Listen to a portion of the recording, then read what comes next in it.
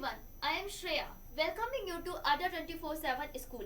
Guys, today we are going to discuss our previous chapter, that is aldehyde, ketone and carboxylic acid. In previous video, we already discussed about formation of aldehyde, formation of ketone and some physical and chemical properties of aldehyde and ketones. So guys, अब आगे की बात करते हैं. ये चीज़ें तो हमने डिस्कस कर ली हैं. बच्चे, जब हम लोगों ने लास्ट सेशन डिस्कस किया था तो उसमें प्रिपरेशन ऑफ कीटोन को डिस्कस किया था और साथ में केमिकल एंड फिजिकल प्रॉपर्टीज़ को भी डिस्कशन किया हुआ है, जिसमें मैंने आपको बताया कि किस किस तरीके से कैसे आप एसाइल क्लोराइड से एसीटोन को बना सकते हो, कैसे ग्रीगनार्ड रीजेंट अपनी रिएक्शन शो करता है, किस तरह से आप रिएक्टिविटी को शो करते हो. तो मैंने इसमें आपको बताया है कि जस्ट अ मिनट गाइस, मैं इस चीज़ को एक बार रिवाइज कर देती हूँ. मैंने आपको क्या क्या चीज़ें बताई हैं. एक तो मैंने ये बताया था कि जो आपका एल्डिहाइड है वो आपका ज़्यादा रिएक्टिव होता है एज कम्पेयर टू कीटोन, है ना. ये बताया था मैंने रिएक्टिविटी के बारे में. एंड मैंने एक चीज़ और डिस्कस की थी कि अगर मैं एल्डिहाइड कीटोन दोनों का डिस्कशन एनदर के साथ करूं यानी अल्कोहल के साथ करूं तो अल्कोहल हमारा ज़्यादा रिएक्टिव होता है एज कम्पेयर टू एल्डिहाइड और कीटोन, राइट. तो ये चीज़ मैंने आपको बताई हुई है, ध्यान आ रहा है. साथ में मैंने आपको ये भी बताया था कि किस तरीके से ये अपने रिएक्शंस को देते हैं. इसका रीज़न क्या है कि रिएक्टिविटी एल्डिहाइड की ज़्यादा होती है, कीटोन की कम होती है. तो उसका रीज़न होता है स्टेरिक हिंड्रेंस. तो बच्चे, अब हम इसके आगे की बात करेंगे और अब आपको बताएंगे कि भाई आपका जो एल्डिहाइड है, कीटोन है, वो कौन कौन से टेस्ट देता है. क्योंकि हमारे जो एल्डिहाइड है, कीटोन है, उनको अगर आपको लैब में रिकॉग्नाइज करना है तो उसके लिए आपको कुछ टेस्ट करने पड़ते हैं. तो आज के सेशन में हम लोग वो टेस्ट पढ़ेंगे, जैसे कि आपका फेलिंग टेस्ट हो गया, टॉलेंस टेस्ट हो गया, आइडोफॉर्म टेस्ट हो गया. इन तीनों टेस्ट को समझने की कोशिश करेंगे.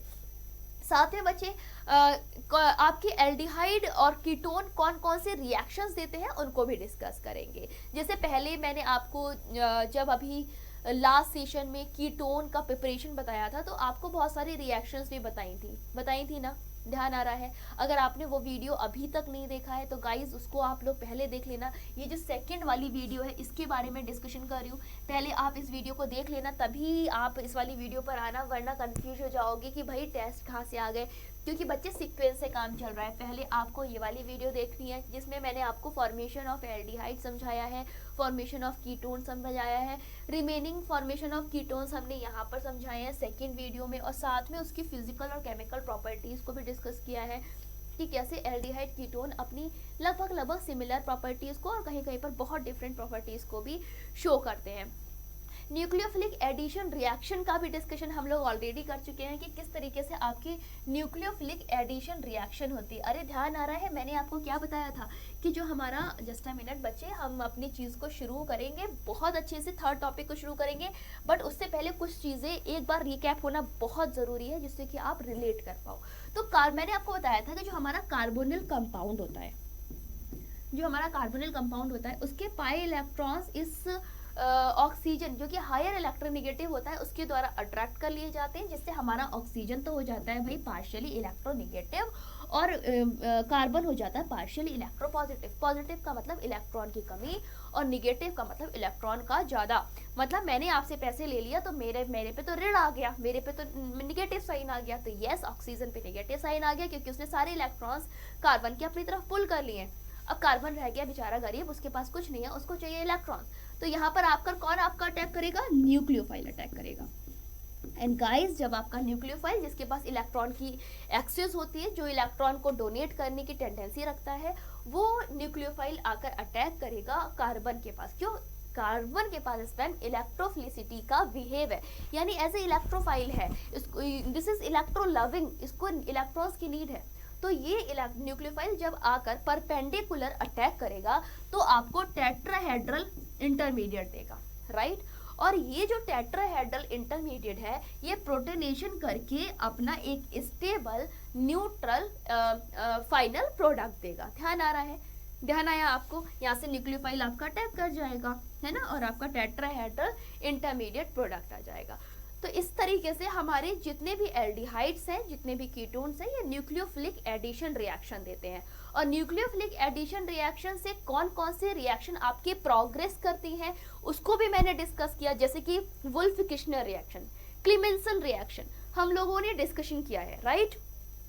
तो ये आपके दो ऐसी रिएक्शंस हैं जो कि आपका एल्डिहाइड और कीटोन देता है, और इसमें आप आसानी से न्यूक्लियोफिलिक एडिशन रिएक्शन को देख सकते हो। इतने में कोई भी डाउट हो, कोई भी एक सवाल हो तो आप कमेंट कर सकते हो, तो नहीं तो बच्चे चलते हैं अपने आज के सेशन की तरफ। Some important reaction of aldehyde and ketones. तो एल्डिहाइड कीटोन की कौन कौन सी रिएक्शंस हैं उनको डिस्कस करेंगे। कौन कौन से टेस्ट हैं मैंने आपको ऑलरेडी बता दिया, टॉलेंस, फेहलिंग और आइडोफॉर्म। अगर आप इसके बारे में नहीं जानते हो तो चलो आज के सेशन में इसको समझ लेते हैं। बच्चे जरा एक बार स्क्रीन पर पिक्चर पर निगाह डाल लो, फिर मैं आपको आगे की बात समझाऊंगी। कुछ समझ में आया क्या कि क्या मैं इसमें क्या दिखाने की कोशिश कर रही हूँ? बच्चे देखो, सम टेस्ट की बात हो रही है। पहला टेस्ट है हमारा टॉलेंस टेस्ट। कौन सा है? टॉलेंस टेस्ट, ठीक है। अब जरा एक स्लाइड थोड़ा आगे चलो पहले। तो बच्चे, mild oxidizing agent given below are used to distinguish aldehyde from ketone। अगर आपको एल्डिहाइड को डिस्टिंग्विश करना है, एल्डिहाइड को रिकॉग्नाइज करना है, तो हमें क्या करना पड़ेगा? टॉलेंस टेस्ट करना पड़ेगा, ठीक है। देखो टॉलेंस टेस्ट होता क्या है पहले हम पढ़ लेंगे, फिर मैं आपको अपने वर्ड्स में उसको समझाऊंगी। Tollens test on warming an aldehyde. जब आप एक एल्डिहाइड को गर्म करते हो with freshly prepared ammoniacal silver nitrate, जब आप freshly prepared ammoniacal silver nitrate के साथ में एल्डिहाइड को गर्म करते हो तो आपका ब्राइट सिल्वर मिरर प्राप्त होता है। क्या होता है? ब्राइट सिल्वर मिरर प्राप्त होता है। इतनी बात समझ में आ गई। अब देखो, मैंने बोला अमोनिकल सिल्वर नाइट्रेट। क्या बोला? Ammoniacal silver nitrate. बहुत ध्यान से देखना इस चीज को। मैंने बोला, नीचे वाली रिएक्शन पे भी ध्यान मत देना, कंसेप्ट को समझना। मैंने बोला ammoniacal silver nitrate,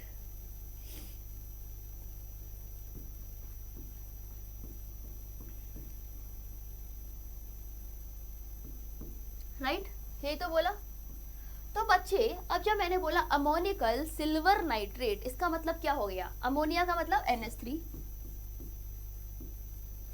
silver nitrate का मतलब, सिल्वर नाइट्रेट का मतलब AgNO3। Clear? Ammoniacal silver nitrate, ठीक है जी। इतनी चीज समझ में आ गई।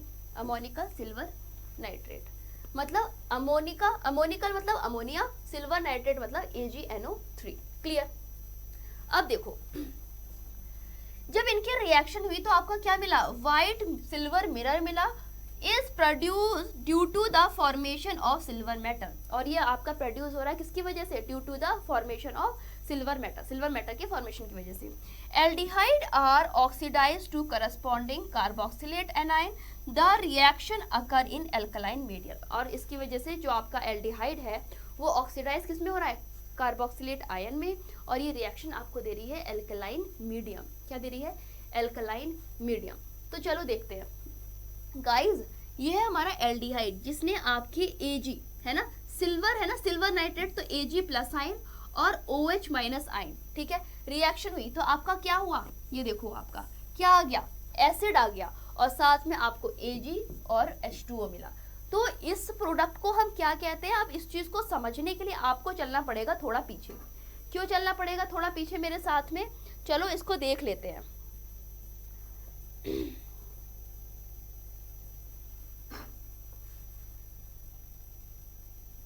ये देखो, देखो ये है आपका एल्डिहाइड। एक सेकेंड, ये है आपका एल्डिहाइड, ठीक है, एक इसमें, और दूसरे में आपने क्या किया है? इस यहाँ से टॉलेंस को यानी अमोनिकल सिल्वर नाइट्रेट को ऐड किया। तो क्या हुआ गाइज? आपको एक ग्रे कलर का, डार्क ग्रे कलर का प्रेसिपिटेशन मिला। इसमें थोड़ी चमक होती है, और इस चमक की वजह से इसको हम बोलते हैं सिल्वर मिरर। क्या बोलते हैं? इस चमक की वजह से इसको हम बोलते हैं सिल्वर मिरर, ठीक है। तो इसका मतलब क्या है गाइज? Aldehyde present. और ये आपका शो करता है कि एल्डिहाइड प्रेजेंट है, मतलब टॉलेंस का टेस्ट यहाँ पर आपका पॉजिटिव हो गया। अब इस चीज को और शब्दों में समझने की कोशिश करेंगे। बच्चे देखो, जैसे मैं यहाँ पर आपके लिए लिख देती हूँ, इस चीज को लिख दूं क्या?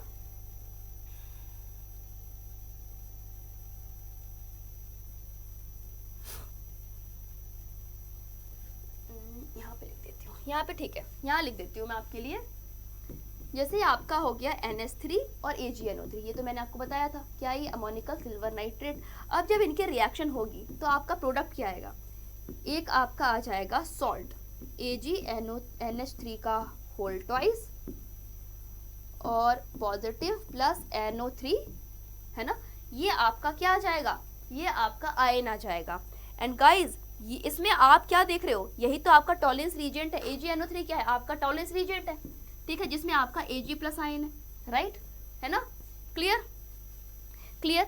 Ag plus ion, AgNO3 ion, ये सब आपका क्या है? This is Tollens reagent. अगर हम टॉलरेंस रीजेंट की बात करें, अगर हम टॉलरेंस रीजेंट की बात करें तो टॉलरेंस रीजेंट क्या होगा? Ag प्लस AgNO3, ये सब आपके टॉलरेंस रीजेंट होंगे, clear.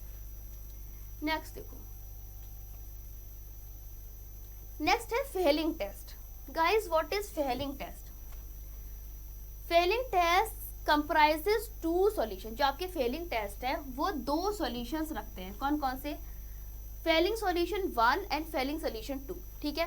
Fehling solution 1 is aqueous in copper sulphate and Fehling solution B is alkaline sodium potassium tartrate. अब इस चीज को पढ़ने से पहले आप थोड़ी चीजें समझो। जो हमारा फेलिंग टेस्ट होता है, जो हमारा फेलिंग टेस्ट होता है, ठीक है, किसकी बात कर रहे हैं हम लोग? फेलिंग टेस्ट की। जो हमारा फेलिंग टेस्ट होता है गाइज, ये सिर्फ आपके एल्डिहाइड्स के रिकॉग्निशन के लिए यूज किया जाता है। किसके लिए? एल्डिहाइड्स के रिकॉग्निशन के लिए ये यूज किया जाता है, जबकि कीटोन के लिए ये नहीं होता, ठीक है। इस चीज को आप ध्यान रखना। क्या है फेलिंग टेस्ट? जो आपका फेलिंग टेस्ट है उसमें दो सॉल्यूशन है, एक है सॉल्यूशन A और दूसरा है सॉल्यूशन B। तो जो आपका सॉल्यूशन A है वो क्या है? Solution A is aqueous copper sulphate and Fehling solution B is alkaline sodium potassium tartrate, ठीक है। पहला सॉल्यूशन कौन सा है? एक्वस कॉपर सल्फेट, ये है आपका पहला सॉल्यूशन। और एल्कलाइन सोडियम पोटेशियम टार्टरेट, ये आपका कौन सा सॉल्यूशन है गाइस? ये है आपका B सॉल्यूशन, ठीक है ना, जिसे आप रॉशियल सॉल्ट भी बोलते हो। क्या बोलते हो? रॉशियल सॉल्ट ही बोलते हो। तो जब आपकी एल्डिहाइड की रिएक्शन किसके साथ हो रही है? कॉपर हाइड्रोक्साइड के साथ में, सॉरी हाँ, और बेसिक मीडियम में आपकी रिएक्शन हो रही है, ठीक है ना। आपकी अगर कॉपर हाइड्रोक्साइड से रिएक्शन बेसिक मीडियम में हो रही है तो आपका कार्बोक्सिलेट आयन आएगा। This is your carboxylate ion Cu2O और बाई प्रोडक्ट H2O आएगा। अब देखो, एनी अदर ग्रुप एल्डिहाइड और कीटोन, तो ये हमारा एल्डिहाइड पर होता है, कीटोन पे ये नहीं होती, ठीक है। तो जब इसकी रिएक्शन हुई तो आपका क्या आया? कोई रिएक्शन नहीं आएगी। अगर आप किसी अनदर एल्डिहाइड को छोड़कर अगर आप कीटोन पर करोगे तो कोई रिएक्शन नहीं आती, जबकि ये आपके एल्डिहाइड के साथ कार्बोक्सिलेट आयन देता है, क्लियर। अब देखो, इसको हम समझते हैं इस पिक्चर से गाइज। अब इसको हम लोग समझ लेते हैं इस पिक्चर से। फेलिंग टेस्ट की बात हो रही है तो पहले आप देखो कि इसमें दो टाइप के टेस्ट जाते हैं। पहला जाता है नेगेटिव और दूसरा जाता है पॉजिटिव। पॉजिटिव कब होता है? मान लो कि अगर आप कोई टेस्ट कराने गए, इमेजिन करो कि आपको डेंगू हुआ और आपने टेस्ट कराया, तो रिपोर्ट पॉजिटिव आना अच्छा होता है नेगेटिव? पॉजिटिव ना। तो बस हमारी कोशिश ये रहेगी कि यहाँ पर हम पॉजिटिव टेस्ट लेकर आए। कैसे लेकर आएंगे? Have a look. इमेजिन करो कि ये आपका टेस्ट ट्यूब है और इसमें मैंने थोड़ा सा एल्डिहाइड ले लिया, ठीक है, और एल्डिहाइड में मैंने ऐड किया फेलिंग सॉल्यूशन। फेलिंग सॉल्यूशन में का मतलब क्या हुआ? आपने कॉपर आयंस को ऐड करना शुरू किया। गाइस, जब आपने इस कॉपर आयंस को ऐड किया यानी फेलिंग सॉल्यूशन को ऐड किया, इसमें जो आपका मेन फोकस है वो किस पर है? कॉपर आयन पर है। जब आपने इसको ऐड किया तो क्या होगा? इसका कलर चेंज होगा, ठीक है, कलर इसका चेंज होगा। अगर मान लो आपका ब्लू से रेड प्रेसिपिटेशन में चला जाता है, यानी अगर आपका सॉल्यूशन पर रेड प्रेसिपिटेशन आ जाता है, इसका मतलब ये है कि इस ऑर्गेनिक सॉल्वेंट में एल्डिहाइड प्रेजेंट है। क्या है? एल्डिहाइड प्रेजेंट है। तो पॉजिटिव टेस्ट क्या है? Aldehyde alpha hydroxy ketone present अगर है, या फिर aldehyde and alpha hydroxy ketone absent है तो ये है। तो अगर एल्डिहाइड आपका प्रेजेंट होगा तो फिर आपका रेड पीपीटी आएगा, और अगर आपका एल्डिहाइड एब्सेंट होगा, अगर एब्सेंट होगा तो आपकी ब्लू पीपीटी आएगी। क्लियर? नेक्स्ट पॉइंट की तरफ चलते हैं गाइस। नेक्स्ट है oxidation of methyl ketone by haloform reaction. अब हम हैलोफॉर्म टेस्ट की बात कर रहे हैं कि व्हाट इज हैलोफॉर्म टेस्ट। ठीक है, तो जब एल्डिहाइड और कीटोन किसी मिथाइल ग्रुप के साथ लिंक्ड होते हैं, या फिर किसी एल्डिहाइड कीटोन में मिथाइल ग्रुप लिंक्ड होता है, तो वो कार्बोनिल कार्बन ऑक्सीडाइज करके, मतलब कार्बोनिल कार्बन इसका ऑक्सीडाइज हो जाता है किसके द्वारा? सोडियम हाइपोहिलेट द्वारा। किसके द्वारा? सोडियम हाइपोहिलेट द्वारा to sodium salt of corresponding carboxylic acid. किसमें? सोडियम सॉल्ट में, कार्बोक्सिलिक एसिड के सोडियम सॉल्ट में यह इन्वॉल्व हो जाता है। Having carbon atom less than that of carbonyl compound. Clear? चलो इसको एक बार अब मैं वर्डिंग्स में समझा देती हूँ, पहले इसको पढ़ो और फिर समझो। Aldehyde and ketone having at least one methyl group. सही बात है कि हमारा जो एल्डिहाइड है, कीटोन है, वो एटलीस्ट वन मिथाइल ग्रुप रखता है। Link to the carbonyl carbon, R जो होता है वो क्या? दिस इज मिथाइल ग्रुप, जो कि आपका कार्बोनिल कार्बन से अटैच होता है। राइट? ऐसे ही तो ठीक है, अटैच होता है। अब जब ये आपका मिथाइल कीटोन है, जब ये ऑक्सीडाइज होगा बाय सोडियम हाइपोहेलेट, तो क्या होगा? जो आपका सोडियम सॉल्ट है वो ऑक्सैलिक एसिड के करस्पॉन्डिंग अपनी रिएक्शन देगा, यानी एसिड में कन्वर्ट होगा। क्लियर? देखो जरा, ये है आपका कीटो, कीटो की रिएक्शन हो रही है NaOX से। क्या बना? RCOONA, मतलब आपके कार्बोक्सिलिक एसिड का करस्पॉन्डिंग एसिड बन गया। राइट? और साथ में बाय प्रोडक्ट CHX3 बना। गाइस यहाँ पर X क्या है? हेलोजेंस है, यानी क्लोरीन है, ब्रोमाइन है और आयोडीन है। नेक्स्ट देखो, नेक्स्ट अपन का रिएक्शन एक बार फिर से देखो, यहाँ पर कीटोन की रिएक्शन हो रही है NaOCl से। तो गाइस मतलब आपका क्या बनेगा? जब आपकी रिएक्शन होगी तो आपका क्या बनेगा? एक बार फिर से आपका एसिड बनेगा और CHCl3 निकलेगा। Clear? The methyl group is converted to haloform. जो आपका मेथिल ग्रुप है वो किस में कन्वर्ट हो रहा है? हैलोफॉर्म में कन्वर्ट हो रहा है। The oxidation does not affect carbon carbon double bond present in the molecule. जो कार्बन कार्बन डबल बॉन्ड है उस पर आपका कोई भी इफेक्ट नहीं पड़ रहा है बाय द ऑक्सीडेशन। क्लियर? आसान था, कुछ नहीं था इसमें। नेक्स्ट देखो, iodoform reaction with sodium hypoiodite is used for deduction of CH3CO group. जो आपका आइडोफॉर्म रिएक्शन है, जब हम इसको सोडियम हाइपोथैलेट के साथ में रिएक्शन करते हैं तो ये किसके लिए प्रयोग की जाती है? डिडक्शन ऑफ CH3CO ग्रुप के लिए, या फिर CH3CHOH ग्रुप के लिए, which produces group on oxidation. जो कि ग्रुप आपका कब निकलता है? ऑक्सीडेशन पर निकलता है। तो RCOCH3 जब NaOX से रिएक्शन करेगा तो RCOONA आएगा प्लस CHX3 आएगा। क्लियर? दूसरी चीज यहाँ पर देखो, जब आपकी रिएक्शन NaOCl से हुई तो एक बार फिर से क्या हुआ? ONA बन गया, यानी कार्बोक्सिलिक एसिड का डेरिवेटिव और साथ में CHCl3। नेक्स्ट है guys,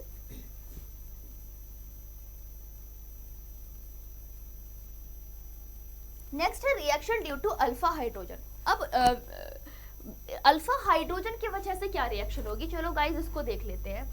acidity of alpha hydrogen of aldehyde and ketone, कि जो आपके अल्फा हाइड्रोजन कंटेनिंग एल्डिहाइड होते हैं और कीटोन होते हैं, उनकी एसिडिटी का क्या सीन है? तो guys aldehyde and ketone undergo a number of reaction. जो आपके एल्डिहाइड है, जो आपके कीटोन है, वो कुछ रिएक्शन को अंडरगो करते हैं due to the acidic nature of alpha hydrogen. किसकी वजह से? Due to the acidic nature of alpha hydrogen. जो आपके एल्डिहाइड है, जो आपका कीटोन है, वो क्या करते हैं? नंबर रिएक्शंस को अंडरगो करते हैं। कौन से? Due to the acidic nature of alpha hydrogen. Alpha hydrogen की एसिडिक नेचर की वजह से ये रिएक्शन को फॉरवर्ड करते हैं। The acidity of alpha hydrogen atom of carbonyl compound, जो आपकी एसिडिटी है अल्फा हाइड्रोजन की कार्बोनिल कंपाउंड के, वो क्यों है? Due to the strong electron withdrawing effect. Due to the strong electron withdrawing effect, ये अपना एसिडिक नेचर को शो कर रहा है ऑफ द कार्बोनिल कंपाउंड, ठीक है। And resonance stabilization of conjugation base, और इसमें क्या हो रहा है? आपका रेजोनेंस आ रहा है। अब इसको जरा समझो, यहाँ पे ये देखो आपका हाइड्रोजन है, क्या हुआ? आपका हाइड्रोजन एक्सट्रैक्ट हुआ। ओह जस्ट अ मिनट,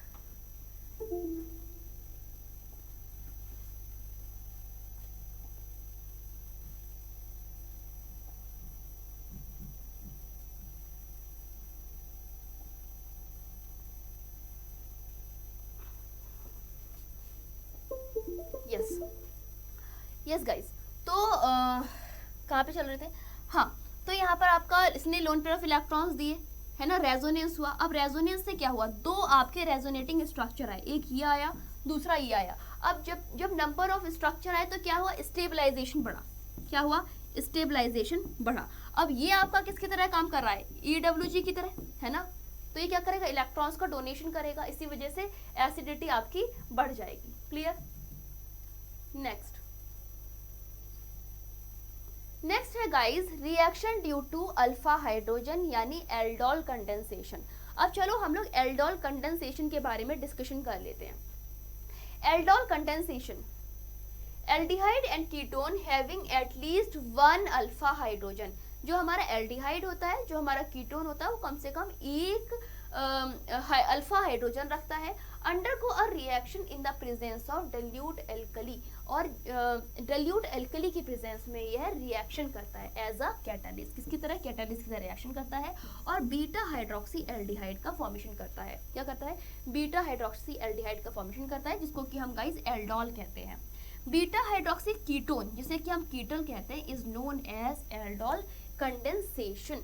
अब हमने क्या क्या चीज समझी? इसमें हमने समझा कि जो हमारा एल्डिहाइड है, जो हमारा कीटोन है, सबके पास, दोनों के पास एटलीस्ट एक अल्फा हाइड्रोजन होता है, और ये जब डाइल्यूट एल्कली के साथ रिएक्शन करते हैं तो आपको beta hydroxy aldehyde, beta hydroxy aldehyde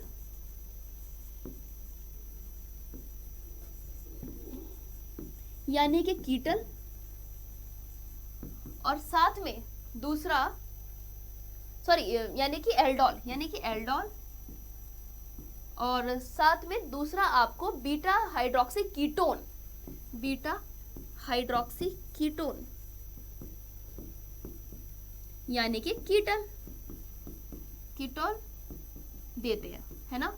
aldehyde का मतलब एल्डोल, कीटोन का मतलब कीटल देते हैं, यानी दोनों के बीटा हाइड्रोक्सी फॉर्म्स देते हैं। अब रिएक्शन देखते हैं। जब गाइस एथिनल CH3CHO की रिएक्शन डाइल्यूट NaOH की उपस्थिति में होती है तो आपको 3 हाइड्रोक्सी ब्यूटेनल बनता है। देखो 3 हाइड्रोक्सी ब्यूटेनल बनता है। इसका मतलब क्या हुआ? एल्डोल आपका बना। गाइस जब इस एल्डोल से डिहाइड्रोजनेशन कराया तो आपका एल्डोल कंडेंसेशन रिएक्शन कहलाएगी। ब्यूट 2 इन अल बना, ब्यूट 2 इन अल बना। क्यों? क्योंकि आपने कंडेंसेशन कर दिया। नेक्स्ट देखो प्रोपेनॉन में, कीटोन में क्या होता है गाइस? जब प्रोपेनॉन की रिएक्शन BaOH के होल ट्वाइस से, यानी बेसिक मीडियम में आपकी एल्कली से रिएक्शन हो रही है, तो फिर क्या हो रहा है? कीटोल बन रहा है। 4 हाइड्रोक्सी 1 2 3 4, ठीक है, 4 हाइड्रोक्सी 4 मिथाइल पेंटेनन 2 ओन बन रहा है। अब जब इसका आपने कंडेंसेशन यानी डिहाइड्रोजनेशन कराया तो क्या हुआ? 2 मिथाइल पेंटेन 3 इन 2 ओन बन रहा है, यानी एल्डोल कंडेंसेशन का प्रोडक्ट बन रहा है। क्या बन रहा है? एल्डोल कंडेंसेशन का प्रोडक्ट बन रहा है। तो ये हो गया आपका एल्डिहाइड के लिए रिएक्शन, और ये हो गई आपकी कीटोन के लिए रिएक्शन। क्लियर? समझ में आया? इसमें आपके एथेनल ने रिएक्शन करी है और आपको एल्डोल दिया है, इसमें आपके प्रोपेनन ने रिएक्शन करी है और आपको कीटल दिया है। क्लियर? इतने में कोई डाउट है तो बताओ। और फिर जब इसका हाइड्रोजनेशन हुआ तब आपका एल्डोल कंडेंसेशन का प्रोडक्ट आया। नेक्स्ट देखो गाइस मैकेनिज्म। इसमें क्या हुआ? पहला स्टेप है removal of acidic alpha hydrogen by base hydroxide giving a reactive enolate.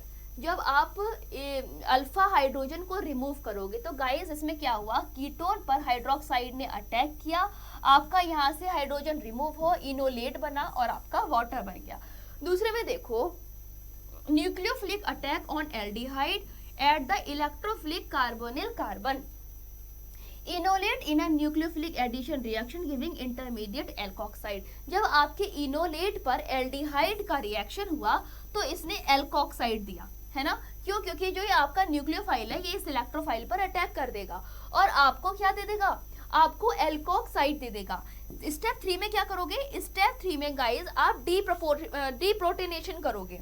अब डीप्रोटोनेशन कैसे होगा, आपने वाटर के साथ रिएक्शन कराई, वाटर में डिसॉल्व किया एल्कोक्साइड को, जब आप वाटर में एल्कोक्साइड को डिसॉल्व करोगे तो यहाँ पर आपका वाटर निकल जाएगा, सॉरी हाइड्रोक्सिल ग्रुप निकल जाएगा, this OH and this O will be remove as a hydroxyl group and फिर आपका क्या रह जाएगा, बीटा हाइड्रोक्सी कीटोन रह जाएगा। क्या रह जाएगा गाइस, बीटा हाइड्रोक्सी कीटोन रह जाएगा। क्लियर।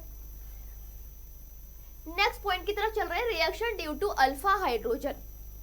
क्या है reactions due to alpha hydrogen, तो guys the name aldol is derived from the name of 2 functional group. जो एल्डोल आपका नाम हमने ड्राइव किया कहाँ से किया है, फंक्शनल ग्रुप की वजह से। कौन सा functional group guys, aldehyde alcohol present in the product, क्योंकि एल्डिहाइड और एल्कोहल ग्रुप दोनों आपके प्रोडक्ट में प्रेजेंट होते हैं, जिसकी वजह से हमने इसका नाम एल्डोल रखा है।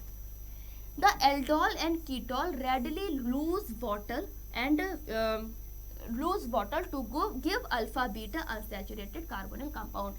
जो आपका एल्डोल है, जो आपका कीटोल है, वो क्या करते हैं, जल्दी से हाइड्रोजन को रिमूव कर देते हैं, जल्दी से अपने वाटर को रिमूव करके या फिर डिहाइड्रोजनेशन में पार्टिसिपेट करके alpha beta unsaturated carbonyl compound दे देते हैं, जो कि आपके एल्डोल कंडेंसेशन का फाइनल प्रोडक्ट होता है। और इस रिएक्शन को हम क्या कहते हैं, एल्डोल कंडेंसेशन कहते हैं। Through the ketone give ketol, जैसे आपका कीटोन क्या देता है, कीटोन आपका कीटल देता है, और the general name of aldol condensation still apply to the reaction of ketone due to their similarity of aldehyde.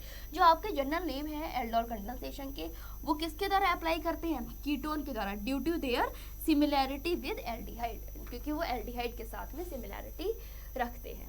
Clear. Next है गाइज क्रॉस एल्डोल कंडेंसेशन। क्या है, what is cross aldol condensation, when aldol condensation is carried out between 2 different aldehyde and ketone. जब आपका aldol condensation 2 different aldehyde और ketone के बीच में reaction करता है तो आपको एल्डोल क्रॉस एल्डोल कंडेंसेशन देता है। क्या बोला मैंने, कि जब आपके 2 एल्डिहाइड या फिर 2 कीटोन अपना रिएक्शन करते हैं तो आपका क्रॉस एल्डोल कंडेंसेशन हो जाता है। अच्छा, अगर दोनों आपके अल्फा हाइड्रोजन है, अगर दोनों आपके अल्फा हाइड्रोजन है तो गाइज ये आपको टोटल 4 प्रोडक्ट देगा, है ना। और इसे हम क्या कहेंगे, इसको हम कहेंगे एल्डोल कंडेंसेशन का मिक्सचर, जैसे कि आपका एथेनल और प्रोपेनल, ये भी तो आपका मिक्सचर हो गया ना एल्डोल रिएक्शन का। चलो गाइज इस रिएक्शन को देख लेते हैं, क्या है क्रॉस एल्डोल कंडेंसेशन। जब आपके 2 एल्डिहाइड्स एल्कली मीडियम में हीट होते हैं, फिर रिएक्शन करते हैं, तो आपको ब्यूट 2 इनल दे रहे हैं, ठीक है, यानी 2 molecule of ethanal, 2 methyl pent 2 enal from 2 molecule of propanal. Clear. Simple और सेल्फ एल्डोल कंडेंसेशन। तो गाइस देखो जरा, 2 मिथाइल ब्यूट 2 इनल और पेंट 2 इनल जब आपका रिएक्शन करेंगे तो आपको एथेनल और साथ में प्रोपेनल देंगे, और ये आपके क्रॉस एल्डोल कंडेंसेशन के फाइनल प्रोडक्ट्स होंगे। क्या होंगे, क्रॉस एल्डोल कंडेंसेशन के फाइनल प्रोडक्ट। क्लियर। नेक्स्ट देखें, नेक्स्ट है guys ketone can also be used as one component in the cross aldol reaction. जो आपका कीटोन है वो भी एल्डोल क्रॉस एल्डोल कंडेंसेशन के कंपोनेंट की तरह यूज किया जा सकता है। कैसे, जैसे आपके एल्डिहाइड की रिएक्शन जब कीटोन के साथ हो रही है, एक है आपका एल्डिहाइड और दूसरा है आपका कीटोन, तो जब एल्डिहाइड और कीटोन आपका रिएक्शन कर रहा है तो OH ग्रुप की उपस्थिति में गर्म करने पर गाइस ये आपको बेंजिल एसीटेट फिनॉल दे रहा है। क्या दे रहा है, बेंजिल एसीटोफिनॉल, जो कि आपका मेजर प्रोडक्ट है। क्या है, जो कि आपका मेजर प्रोडक्ट है। तो गाइज ये था हमारा एल्डोल कंडेंसेशन और cross aldol condensation. I hope कि आपको इसमें कोई डाउट नहीं होगा। तो चलिए अब नेक्स्ट पॉइंट की तरफ चलते हैं। अब गाइज क्रॉस एल्डोल कंडेंसेशन की मैकेनिज्म, ठीक है, मैं लिख देती हूँ, mechanism of cross aldol condensation.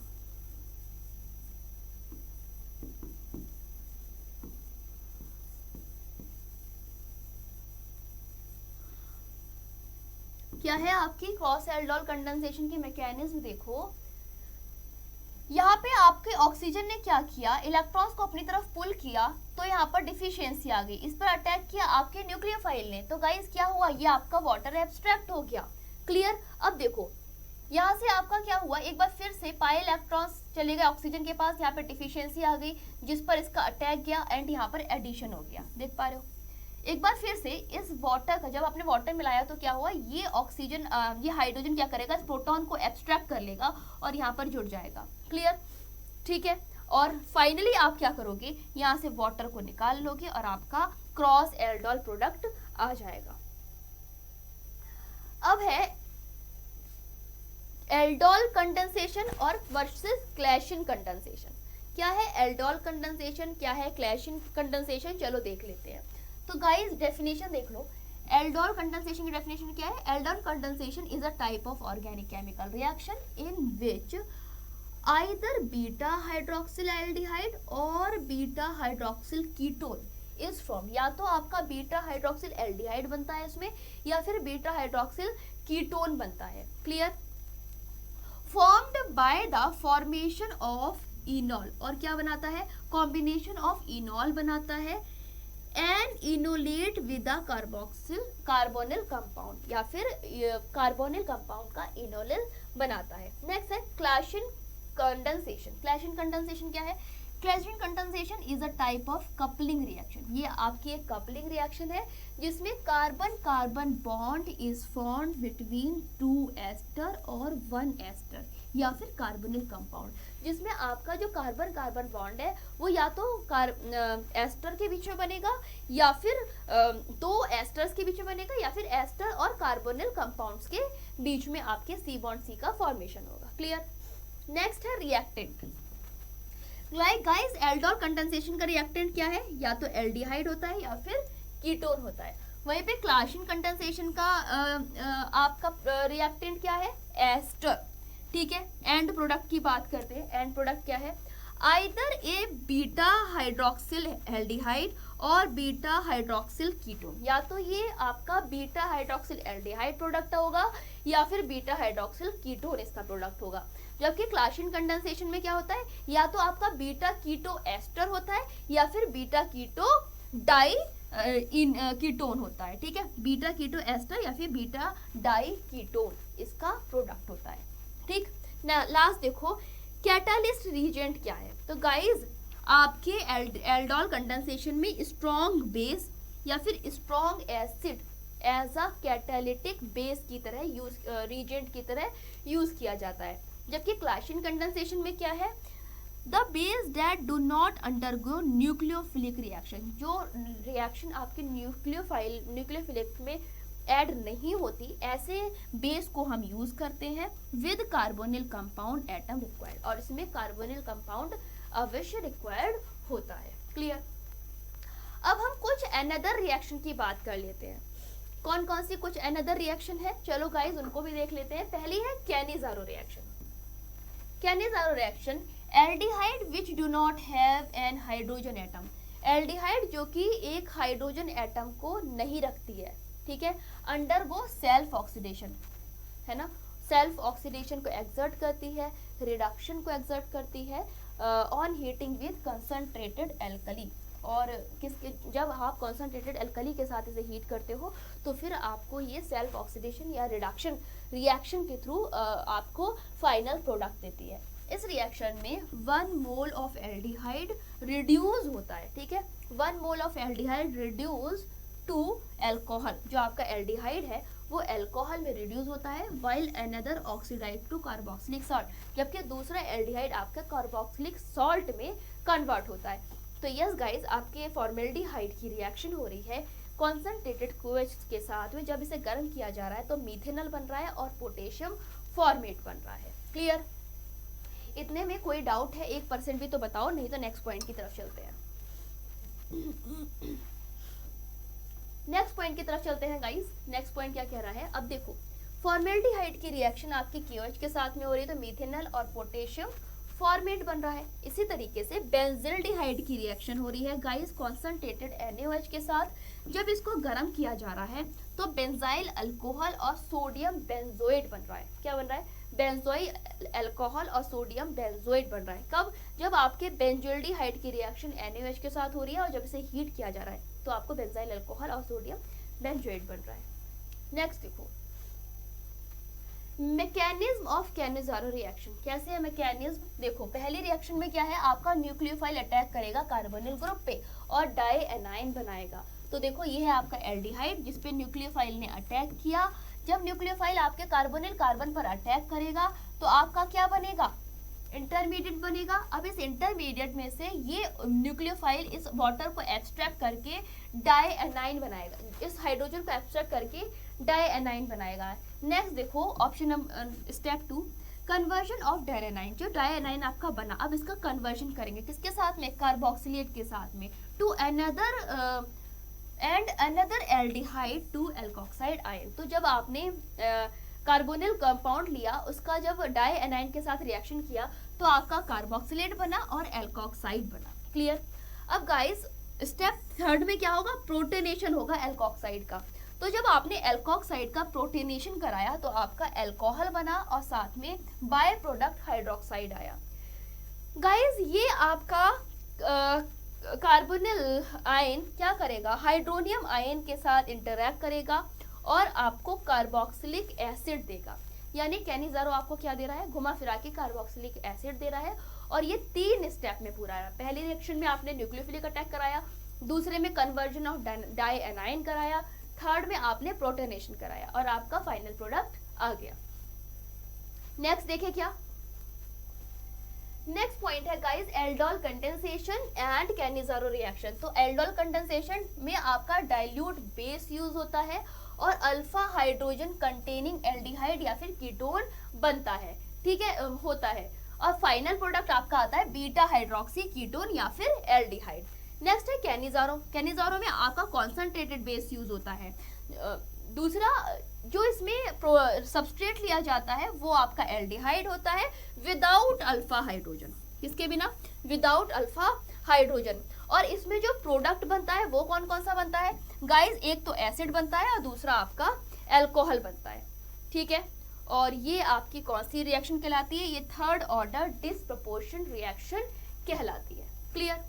समझ में आ गया? चलो नेक्स्ट पॉइंट की तरफ चलते हैं। नेक्स्ट है इलेक्ट्रोफिलिक सब्स्टिट्यूशन रिएक्शन। गाइस क्या है इलेक्ट्रोफिलिक सब्स्टिट्यूशन रिएक्शन? जब आपका एरोमेटिक एल्डिहाइड और कीटोन इलेक्ट्रोफिलिक सब्स्टिट्यूशन को अंडरगो करता है, किसी रिंग पर आपका इलेक्ट्रोफिलिक सब्स्टिट्यूशन रिएक्शन होती है तो आपका carbonyl compound as a deactivating meta directing की तरह बिहेव करता है। जैसे बेंजिल्डिहाइड पर आपने HNO3H2SO4 की प्रेजेंस में रिएक्शन कराई तो ये आपकी इलेक्ट्रोफिलिक सब्स्टिट्यूशन रिएक्शन थी। एंड गाइस इससे बनने वाला प्रोडक्ट आपका मेटा नाइट्रोबेंजिल्डिहाइड था। क्यों? क्योंकि कार्बोनिल ग्रुप ने क्या किया, आने वाले ग्रुप के लिए मेटा डायरेक्शन दे दिया और इसी वजह से आपका मेटा नाइट्रोबेंजिल्डिहाइड बन गया। क्लियर? नेक्स्ट देखो, नेक्स्ट है इन केमिकल रिएक्शन। अब आपका यूज है कि हमारे एल्डिहाइड और कीटोन हम कहाँ कहाँ यूज कर सकते हैं। तो सबसे पहले तो आपके केमिकल इंडस्ट्री में इनका यूज किया जाता है एज अ सॉल्वेंट, है ना? किसमें? स्टार्टिंग मटेरियल में, रीजेंट्स में और सिंथेसिस अनदर प्रोडक्ट्स को सिंथेसाइज करने में। वहीं पे फॉर्मेल्डिहाइड की बात करें तो formaldehyde is well known formalin. ये आपका एक वेल नोन फॉर्मेलिन सॉल्यूशन है जिसका यूज आप बायोलॉजिकल स्पीसीज को, स्पेसिमेंस को प्रिजर्व करने में करते हो। साथ में बेकेलाइट के फॉर्मेशन में भी इसका यूज किया जाता है।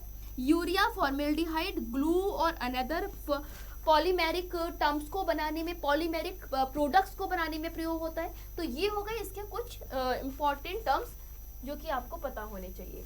नेक्स्ट गाइस, अगर एसिटाल्डिहाइड की बात करें तो एसिटाल्डिहाइड आपका प्राइमरली एसिटिक एसिड को बनाने में प्रयोग किया जाता है, ठीक है। ऐसे ethyl acetate, vinyl acetate, polymer, drugs, इन सभी के फॉर्मेशन में आपका एसिटाल्डिहाइड यूज किया जाता है। बेंजल्डिहाइड की अगर बात करें तो गाइस बेंजल्डिहाइड हमारी इस फ्रेग्रेंस के लिए यूज किया जाता है। मतलब अगर आप परफ्यूम बना रहे हो या फिर कहीं पर भी फ्रेग्रेंस वाली नीड है तो वहां पर आप बेंजल्डिहाइड का यूज करते हो। Clear? Acetone, ethyl methyl ketone are common industrial solvent in many aldehyde and ketone. जैसे एग्जांपल के लिए अगर मैं बोलूं तो गाइस ब्यूटाल्डिहाइड, वेनिलीन, एसिटोफिनॉल, कपूर, ये सब आपके क्या है, ये सारे आपके ऑर्डर ऑफ फ्रेग्रेंस है ना, यानी आपके बेंजल्डिहाइड के ही तो कंपोनेंट्स हैं। क्लियर? नेक्स्ट गाइस, अब आपके लिए मैंने कुछ चीजें दी है जो आपको एक बार रिकैप करके चलनी है। रिकैप करके चलने का मतलब जैसे आपके फ्रीडल क्राफ्ट एसाइलेशन रिएक्शन, ठीक है, ये आपको पता होनी चाहिए। इसमें क्या हो रहा है कि आपका रिएजेंट कौन सा है, पीडी और BaCl2, ठीक है।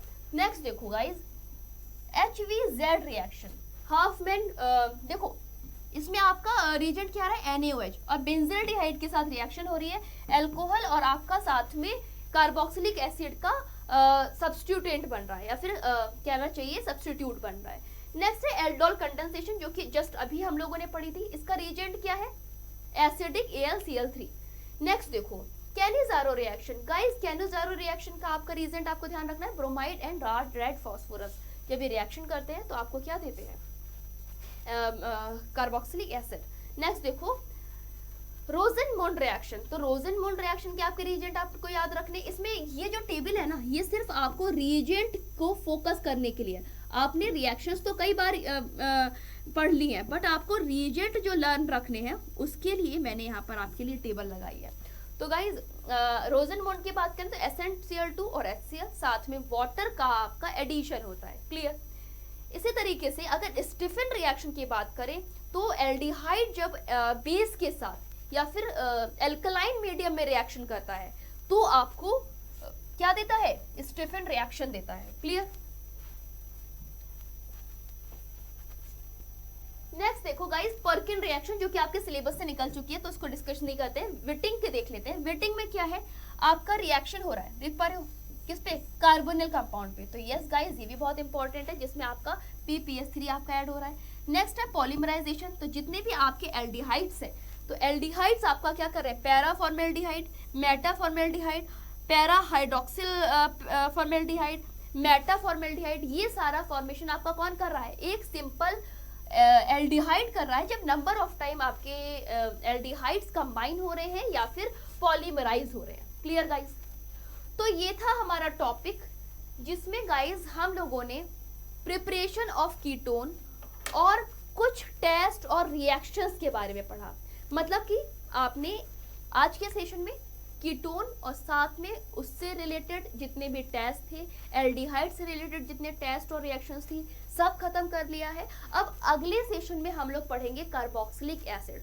तो प्यारे बच्चे, आप लोगों से रिक्वेस्ट रहेगी कि हमारे सेशन को ज़्यादा से ज़्यादा फॉलो करने के लिए आपने प्लेलिस्ट को फॉलो करना है। प्लेलिस्ट में सीक्वेंस से आपको सारे लेक्चर्स मिल जाएंगे। साथ में अड्डा 24/7 स्कूल के साथ बने रहना है। सेशन को लाइक करना बिल्कुल नहीं भूलना है। तो चलिए अभी के लिए बस इतना ही। Thanks for watching.